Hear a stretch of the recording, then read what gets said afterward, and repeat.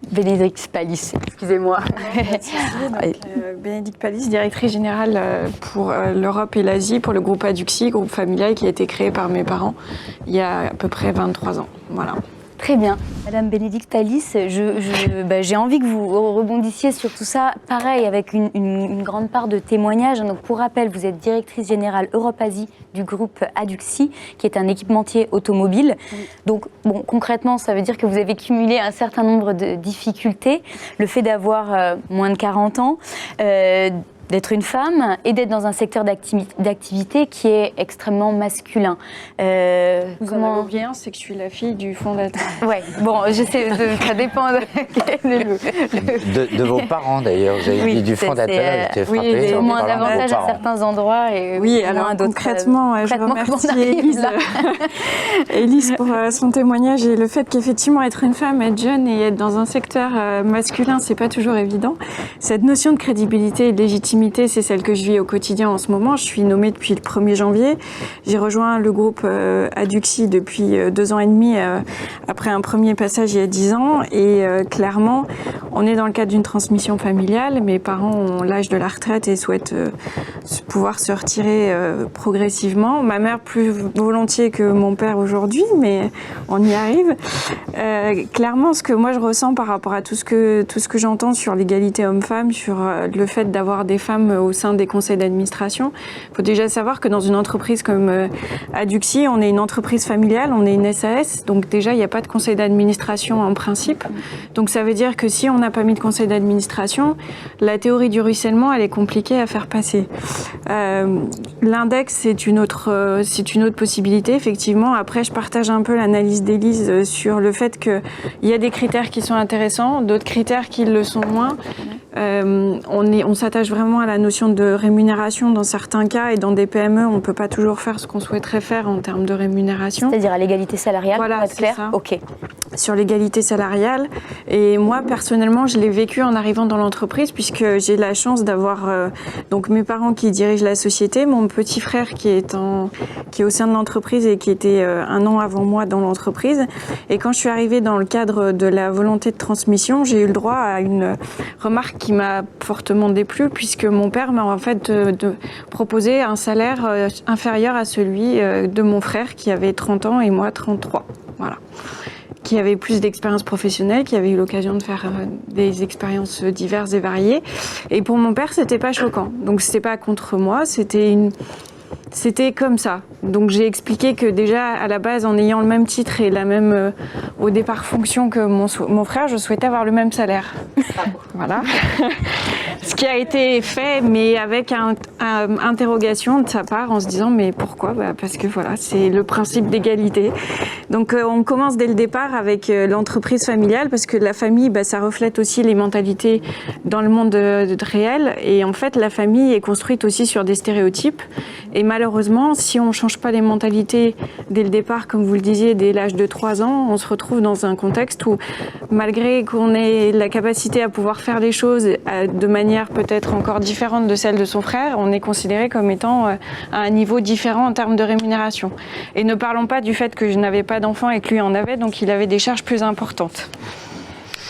Donc j'ai cumulé plusieurs handicaps entre guillemets dans le sens où je ne suis pas technique, je ne suis pas financière et de plus j'ai pas l'intention de me laisser faire au sein de l'entreprise dans un contexte très machiste puisque l'ensemble du comité de direction, à part ma mère qui était la directrice générale mais sans jamais avoir été reconnue comme telle, je me retrouvais dans un contexte avec 9 personnes qui avaient l'âge de 45 à 55 ans et qui étaient uniquement des hommes. Et comment on fait pour changer les pratiques, voire même la vision du monde en fait?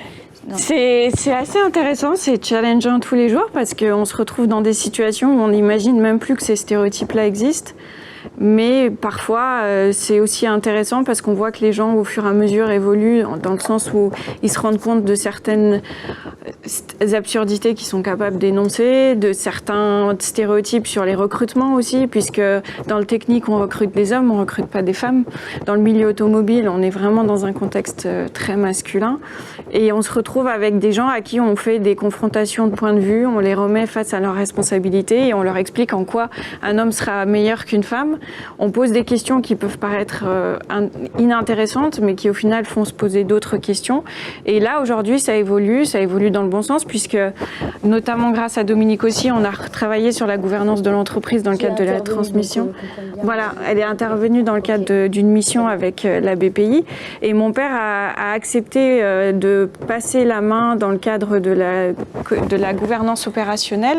Donc je suis devenue directrice générale pour l'Europe et l'Asie, et je suis accompagnée par un directeur général groupe, qui est notre CEO aux États-Unis, et qui lui est entre la tranche d'âge de mon père, c'est-à-dire mon père a 67 ans, lui il en a 50, il va en avoir 50, et mon père et moi j'en ai 36. Donc en fait on a 3 générations qui se suivent et qui s'aident, et ça me permet aussi de pouvoir faire changer les mentalités différemment, puisque j'ai une génération intermédiaire qui est celle du directeur du groupe, qui est quelqu'un qui ne voyait pas forcément autant ces différences entre les hommes et les femmes dans l'entreprise. Et ce qui est intéressant, c'est vraiment de pouvoir jouer avec ces deux générations, parce que concrètement, c'est pas la génération de mon père qu'on va faire changer aujourd'hui. Et c'est pas ma génération qui va tout faire. Mais par contre, la génération intermédiaire est une génération qui permet aussi de passer un cap, parce qu'elle a été élevée aussi dans un contexte où les hommes et les femmes sont quand même dans une notion beaucoup plus d'égalité, ne serait-ce que dans le contexte de la société en général, puisque le partage des tâches, on sait bien que c'est quelque chose qui date pas vraiment de plus de 20 ans ou 25 ans. Donc du coup, voilà, moi c'est vraiment intéressant d'entendre tout ça, parce que moi ce que je voudrais dire vraiment, c'est que l'égalité homme-femme, c'est vraiment une question de mentalité, parce que c'est pas parce qu'on a des femmes à un conseil d'administration qu'elles seront peut-être meilleures que les hommes, mais si on leur donne pas leur chance, on peut pas le savoir. Et quand vous dites à un homme qu'il faut qu'il choisisse une femme parce qu'il n'a pas le choix, moi c'est ça qui me dérange. Et la façon dont réagit mon père, c'est quelqu'un qui est d'une génération où à chaque fois que j'ai des gens de son âge ou de son parcours, me regarde comme étant la fille du patron. Ok, super, elle est là, on va voir ce que ça donne. Mon frère qui est financier, directeur financier, Michael, tout de suite, il a une notion de légitimité et de crédibilité qui s'installe. Et moi, il faut que je parle, il faut que j'explique, il faut que je démontre en fait que je suis là et que j'ai ma place. Mais là, ça repose donc en fait quasi entièrement sur vos épaules. Ça repose sur mes épaules, mais ça repose aussi sur le regard de la personne en face qui est capable de changer, parce que comme on disait, je pense que les gens ne sont pas foncièrement contre le fait d'avoir des femmes dans des fonctions importantes, mais par contre, de base, le regard est biaisé. Vous n'aurez pas le même regard d'une personne qui a l'habitude d'avoir un homme en face de lui quand il a une femme jeune qui en plus n'a pas sa langue dans sa poche et lui explique que si elle est là, c'est pas forcément parce que seulement elle est la fille du patron, mais qu'elle a vraiment envie d'y aller et qu'elle a envie de reprendre l'entreprise.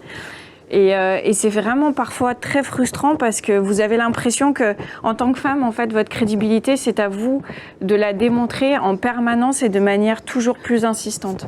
Et du coup, vous pouvez passer pour quelqu'un qui est trop imposante, qui est trop directive, trop brutale, ou qui donne trop en colère. Voilà. Et donc, vous savez jamais comment vous positionner, et c'est un combat de tous les instants. En tout cas, pour moi, c'est comme ça que je le ressens. Voilà pour mon témoignage. Merci de nourrir la conversation avec ce vécu.